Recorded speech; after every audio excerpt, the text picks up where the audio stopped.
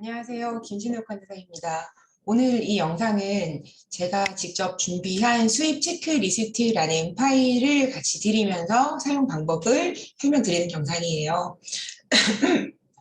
제가 이제 수입 초보자 또는 이제 수입을 이제 막 시작하시려는 분들, 그리고 기존에 수입을 하셨던 분들하고 상담을 할 기회가 상당히 많은데요.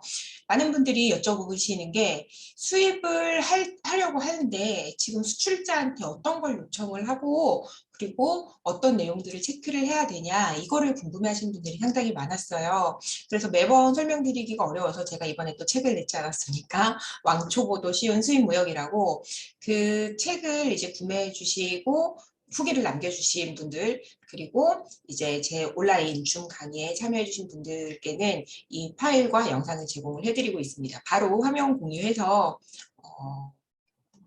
사용 방법을 좀 알려드릴 수 있도록 그렇게 할게요.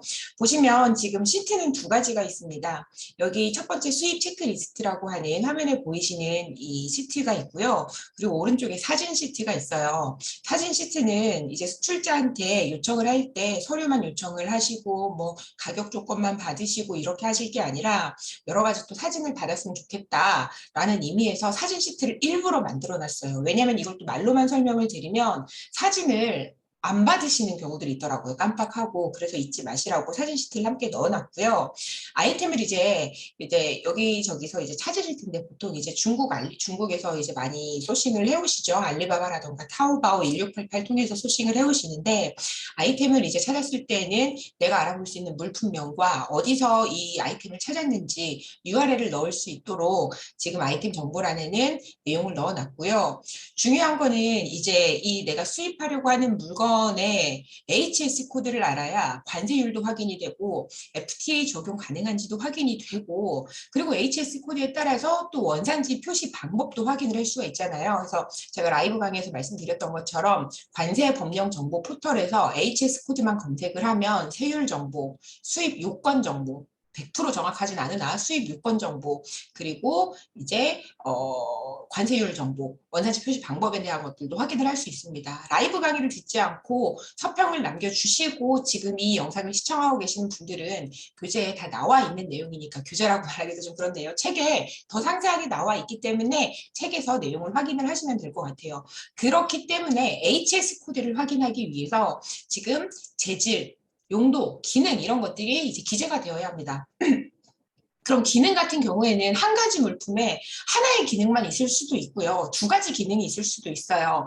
그럼 이 기능 부분에 두 가지 이상의 기능이 있다라고 하면은 주기능은 무엇이고 보조 기능은 무엇인지 이거를 구분을 해서 적어주시면 품목 분류, 그러니까 품목 분류라고 하는 게 물건에 HS 코드를 부여하는 이제 활동이죠. 품목 분류를 하는데 상당히 큰 도움이 돼요.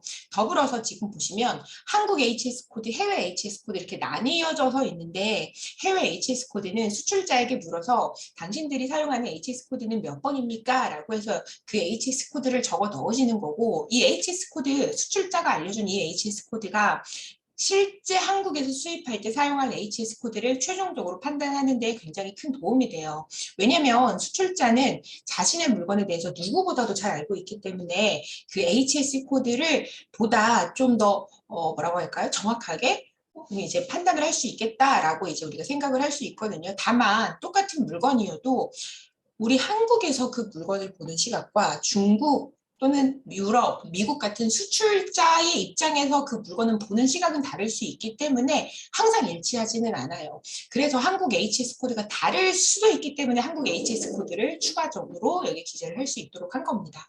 그리고 이 HS 코드로 검색을 했을 때 관세법령 정보 포털 또는 관세청 125에 전화를 해서 HS 코드를 불러줘도 수입 요건에 대해서 어느 정도 확인은 받으실 수가 있잖아요. 그때 확인이 되는 관련 수입 인증에 대한 내용들을 적어 놓으시는 겁니다. 물론 여기서 확인이 된 수입 요건, 뭐 어떤 KC 인증을 받으세요, 식약처에 뭘 받으세요, 화장품법에 따라 뭘 받으세요, 이거를 모두 다 받아야 되는 건 아니에요. 다만 이제 대상이 될 수 있는 것들을 넣어놓고 이제 좀 하나씩 하나씩 내가 쳐 내려가는 이제 과정이 이제 이제 그 다음에 진행이 되겠죠. 자, 그리고 이제 물건에 대한 정보를 이렇게 넣었다면 거래처에 대해서도 잘 기록을 해두셔야 됩니다. 당연히 이제 회사명과 담당자 넣으실 거고 연락처는 기본적으로 이메일 주소라던가 아니면 전화번호를 받으실 수도 있고요. 회사 홈페이지 정보가 있을 수 있고요. 위챗 같은 이제 메신저 있을 수 있겠죠. 그리고 중요한 게 그 회사랑 가까운 수출국에서 물건을 픽업할 그 뭐 공장이라든지 뭐 창고라든지 그 픽업지와 가까운 항구는 어디고 공항은 어딘지 간혹 물건의 어떤 운송 견적을 물으시면서 중국에서 오는 건데요. 이렇게 말씀을 하시는 경우가 있는데 그렇게는 안 되고 워낙에 넓으니까 우리도 부산항에서 물건이 출발하느냐 인천항에서 물건이 출발하느냐에 따라서 차이가 날 수 있거든요. 그래서 가까운 항구나 공항도 미리 확인을 해두시면 좋겠습니다. 그리고 내가 지금은 하나의 물건을 소싱을 하려고 하고 있지만 한 번만 물건 사고 말려고 수출자 찾는 경우 없으시잖아요. 이왕이면은 그 사람들이 현재 생산하고 있는 품목, 판매하고 있는 품목, 취급하고 있는 품목들도 같이 적어 놓으시고 가능하다면 카탈로그도 미리 받아 놓으시면 좋을 것 같아요. 그럼 내가 나중에 현재는 지금 A라는 제품을 수입을 하지만 그 이후에 제품을 내가 좀 더 소싱의 폭을 넓혔을 때에 그 카탈로그나 기타 생산 품목들이 좀 더 참고가 될 수 있고요. 만약에 인증이 필요한 품목이다라고 했을 때는 같은 공장에서 같은 류의 제품을 수입을 했을 때 비용이라던가 절차적인 면에서 내가 좀 세이브 시킬 수 있는 부분들도 있을 수 있거든요. 그렇기 때문에 기타 생산 품목도 확인을 해두시면 좋겠습니다. 이거를 확인하는 과정에서 이거 괜찮아 보이는데 본물량 수입을 할 때 이거 샘플로 한두 개 요청을 해볼까 해서 받으실 수도 있는 거예요. 그럼 그 다음 이제 수입을 하실 때에는 절차가 많이 간소화가 되실 수 있겠죠. 그래서 기타 생산 품목도 함께 확인을 해두시면 좋겠습니다. 자, 그리고 세 번째 거래 조건입니다. 이제 수출자마다 MOQ 수량이 다 달라요.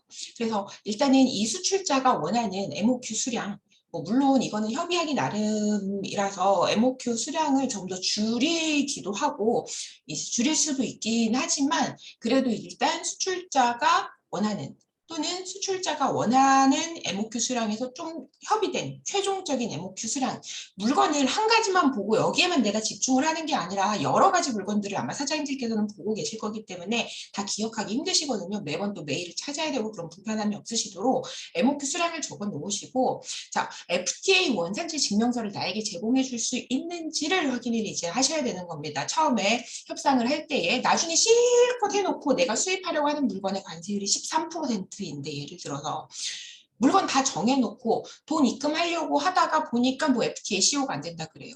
혹은 물건 돈 다 이제 입금을 하고 물건 행상 끝났는데 그때 가서 FTA가 안 된다 그래요. 이러면 좀 곤란할 수 있기 때문에 협상 단계에서 혹시 FTA CO 발급은 가능하십니까? 라고 이제 물어보시고 제가 라이브 영상에서도 말씀을 드렸고 제 책에도 이제 나와 있죠. FTA 원산지 증명서를 요청을 할 때에는 그냥 원산지 증명서라고 하실 게 아니라 FTA용이다라는 걸 밝히시고 가능하면은 서식을 FTA 포털에서 다운로드 받으셔서 제 책에는 뒤에 서식을 전부 첨부를 해드렸죠. 그 서식을 이제 수출자에게 보내시면서 이런 식으로 원산지 증명서 이제 서류를 당신이 준비를 해줄 수 있는지를 꼭 확인을 하시면 좋겠습니다.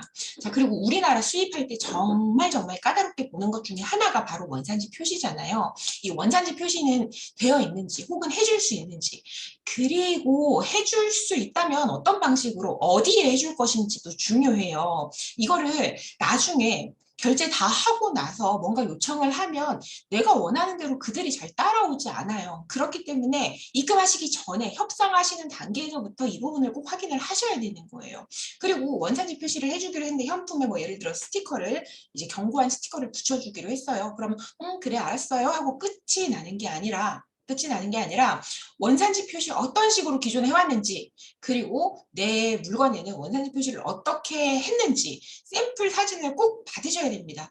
이거를 받지 않고 그냥 진행을 했다가 수출자가 해주기로 했는데 수출자의 실수라던가 아니면은 뭐 여러 가지 뭐 오류로 인해서 원산지 표시가 되지 않은 상태로 우리나라에 수입이 되고 이게 세관검사 대상으로 선별이 돼서 곤란을 겪는 경우가 생각보다 좀 많이 있어요. 그렇기 때문에 원산지 표시 방법까지도 이제 확인을 하고 사진도 받으시면 좋겠다 해서 여기 첫 번째 현품 사진이 있고 두 번째가 라벨링 또는 원산지 표시 사진이 있죠.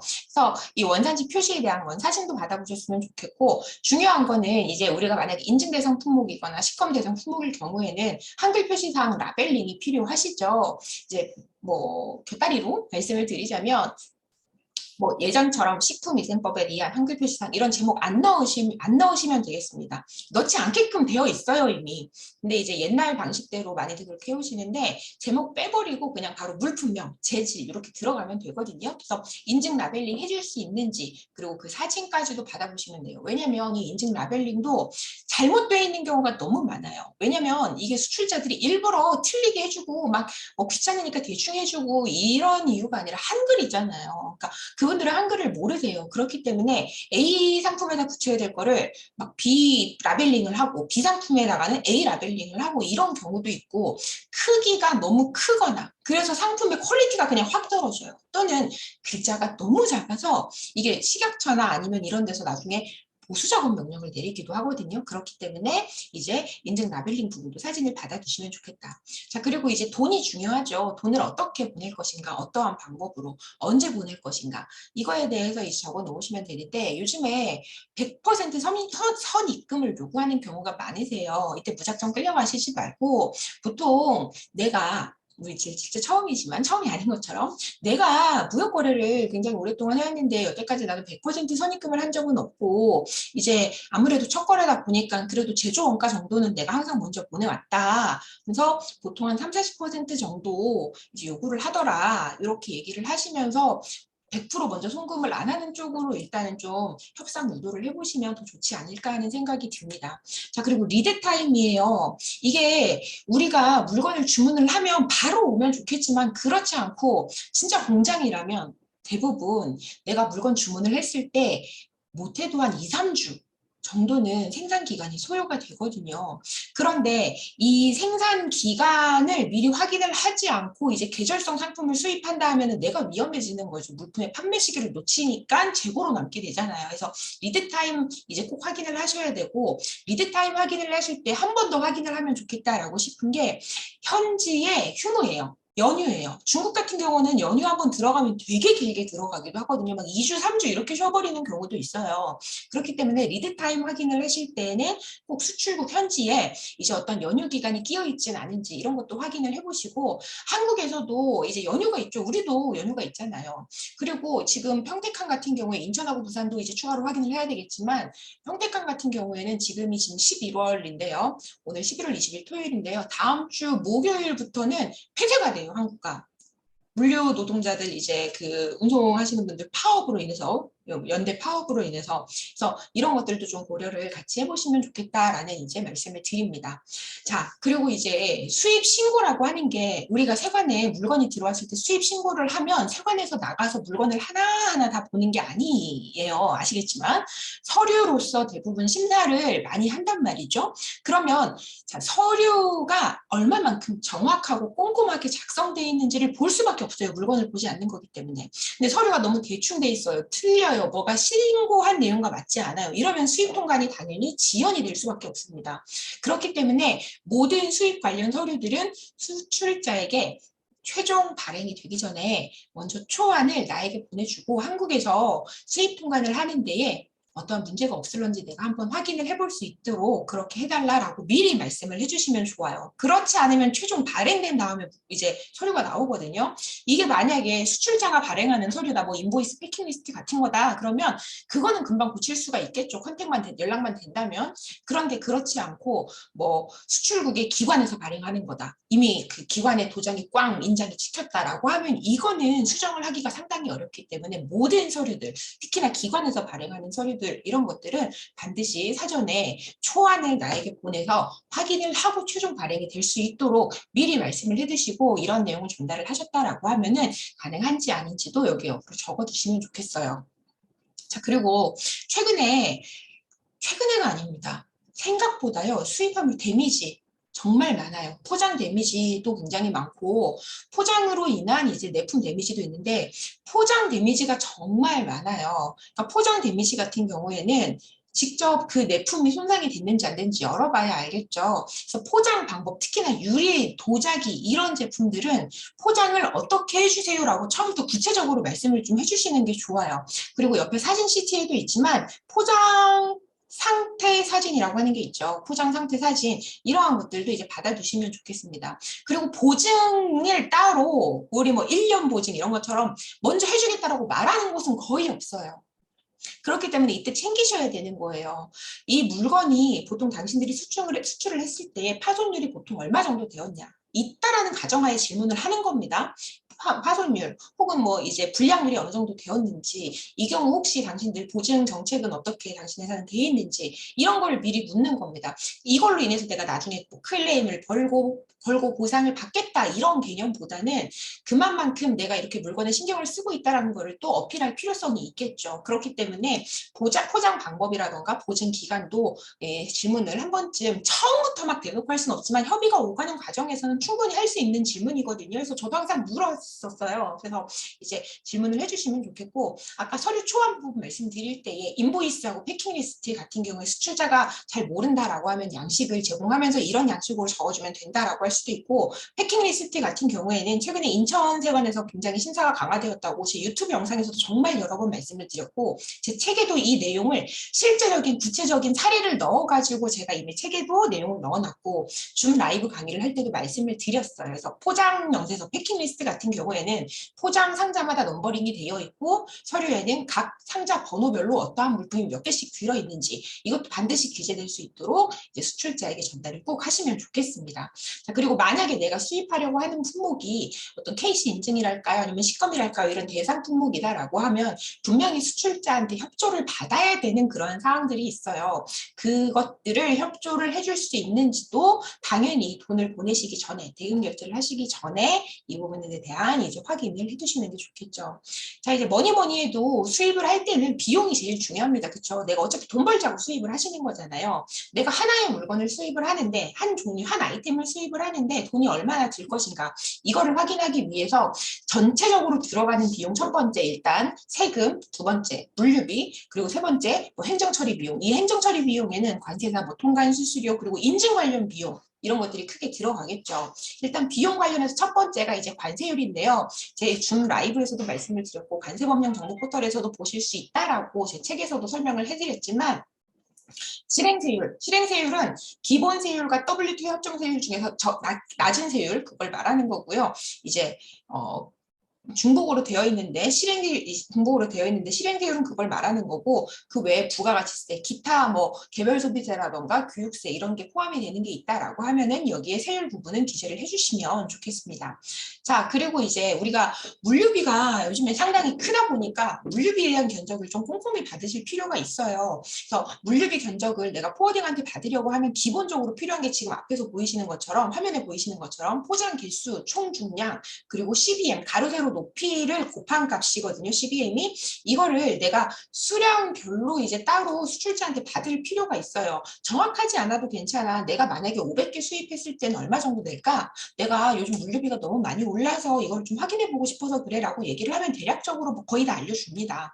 그래서 내가 처음부터 난 1000개를 수입할 거야 이렇게 하지 않으시잖아요. 그래서 뭐 500개 했을 때는 얼마나 비용이 나올까, 1000개 했을 때는 얼마나 나올까, 이랬을 때 내가 마진은 얼마나 될까, 막 이제 여러 가지로 검토를 해보시고 최종 수량도 결정을 하실 텐데, 그렇게 진행을 하실 거기 때문에 수량별로 포장 정보, 이제 포장 이전 이런 개수라던가 중량, CBM 정보도 미리 받아 놓으셔서 이걸 가지고 나중에 포워딩에다가 여기 보시는 것처럼 견적을 받으시는 거죠.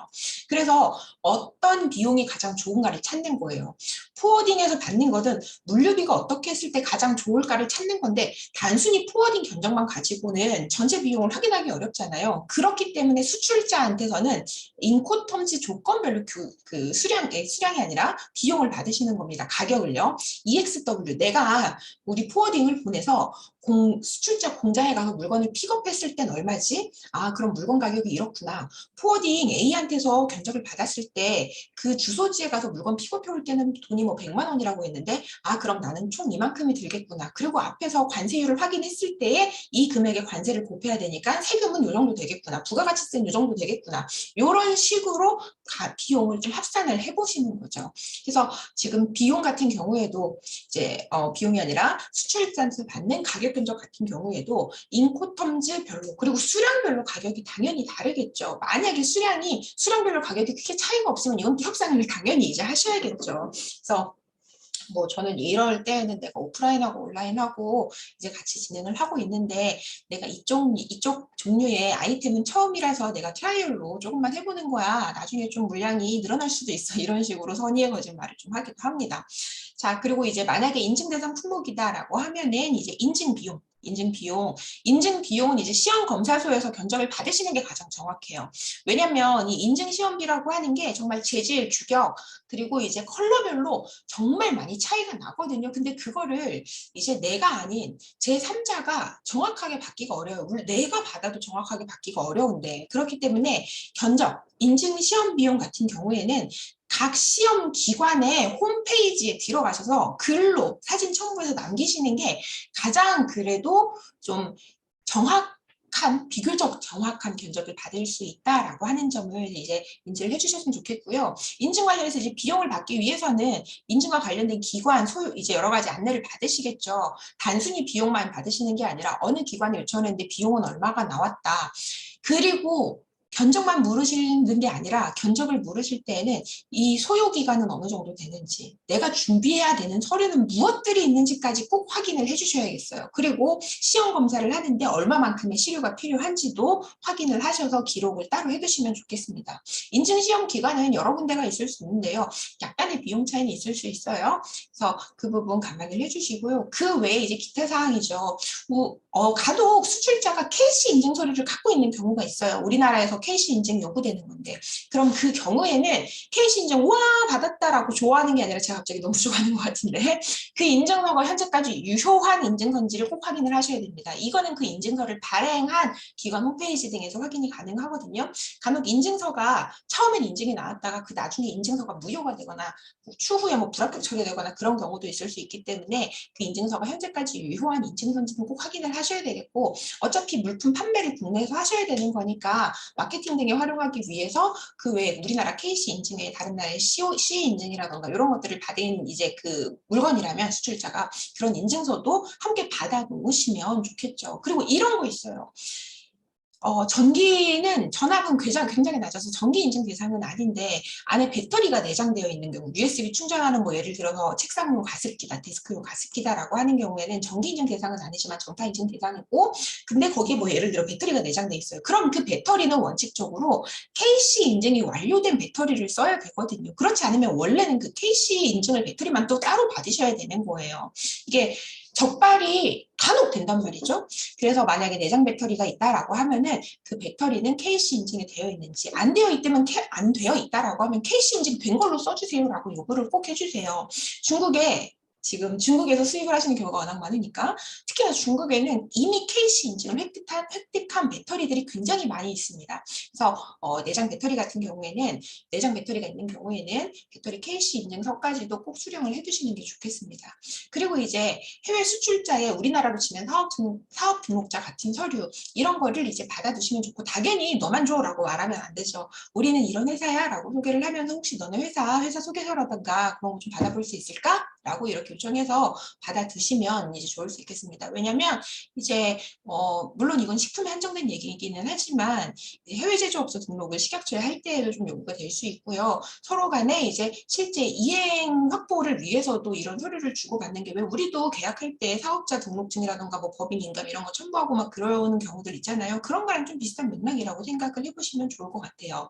자, 그리고 이제 외환 특이사항입니다. 외환 특이사항은 내가 돈을 송금하는 방식으로 결제를 하기로 했다라고 하면 실제 A라는 회사와 B라는 회사와 거래를 하면 A 명의에서 B 명의로 들어가야 돼요. 근데 간혹 해외에 있는 B가 이런 얘기를 해요. 야, 그거 나한테 돈 주지 말고 내가 어차피 C한테 갚을 돈이 있으니까 C한테 줘라고 이야기하는 경우가 있는데 그거 안 돼요, 원칙적으로. 만약에 이런 거래가 일어나면 외국한 거래은행, 그러니까 우리가 흔히 시중에서 이용하는 신한은행, 국민은행, 뭐 기업은행 이런 데가 다 외국한 거래은행입니다. 외국한 거래은행 만부를 기준으로 해서요.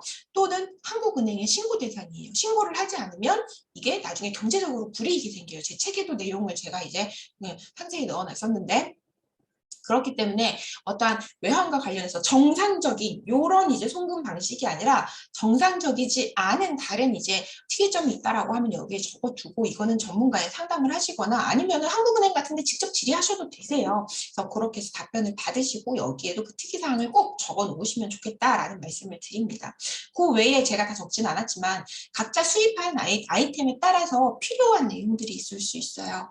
그렇기 때문에 그 필요한 내용들, 특히나 인증 관련된 서류가 여러 개가 필요하다고 하면은 그 인증 관련된 필요 서류들을 빈칸에 적어 넣으시고 이거는 받았다 안 받았다 뭐 이런 식으로. 그리고 수입할 때마다 이제 처음에 한 품목일 때는 다 기억이 나는데 품목 수가 늘어나면 이 수출자마다의 어떤 담당자마다의 좀 성향이랄까 그런 게 있어요. 그런 것도 좀 꼼꼼하게 기록을 해두시면 더 좋겠죠. 저도 실제 이제 뭐 대행을 제가 한다던가 아니면 예전에 수입을 직접 했을 때를 이렇게 돌이켜서 보면 수출자하고 메일을 주고받거나 메신저를 주고받거나 할 때 다짜고짜 막 일 얘기만 하는 게 아니라 서로 간에 약간 스몰 토크 같은 거를 하면서 많이 친해지고 그랬었거든요. 그래서 그런 이제 주고받았던 얘기들 중에서 뭔가 좀 이거는 기록해둬야겠다 하는 것들이 있죠. 뭔가 친근감을, 뭔가 동질감을 형성했던 그런 얘기들을 좀 이제 그런 내용들을 여기에 적어 놓으셔도 좋을 것 같습니다. 그리고 이 수익권과 관련해서 내가 상담을 받았었다라고 하면 뭐 관세사뿐만 아니라 인증기관이 될 수도 있고 코어딩이 될 수도 있고 세무사 사무실에서 어떤 이제 뭐 상담을 받으셨을 수도 있죠. 그러면 그에 대한 내용도 이제 모르겠어요. 저는 기억력이 많이 좋지 않아서 메모를 최대한 하려고 하는 편인데 이러한 부분도 기재를 해두시면 나중에 도움이 되실 수도 있어요. 내가 지금 소싱하고자 하는 이 품목을 지금 당장 수입을 하는 경우도 있지만 그렇지 않은 경우도 있거든요. 그렇기 때문에 이런 데이터들을 잘 모아서 기록을 해놓으신다면 앞으로 이제 비즈니스를 해나가시는데 좀 더 도움이 되지 않을까 생각이 됩니다. 그래서 이 내용은 제가 그래도 꼭 이 정도는 확인을 했으면 좋겠다 아니면 수입하면서 체크를 했으면 좋겠다는 내용들을 제 경험에 비추어서 제 나름대로는 고민을 해서 작성된 서류고 무단 배포는 금지되어 있고요. 이 자료가 앞으로 비즈니스를 하시는 데 있어서 조금이나마 도움이 되기를 바라면서 이 영상은 마치도록 하겠습니다. 영상 시청해주셔서 감사드리고 항상 비즈니스 우리 사업, 사장님께서 하시는 사업 번창하시길 바랄게요. 네, 감사합니다.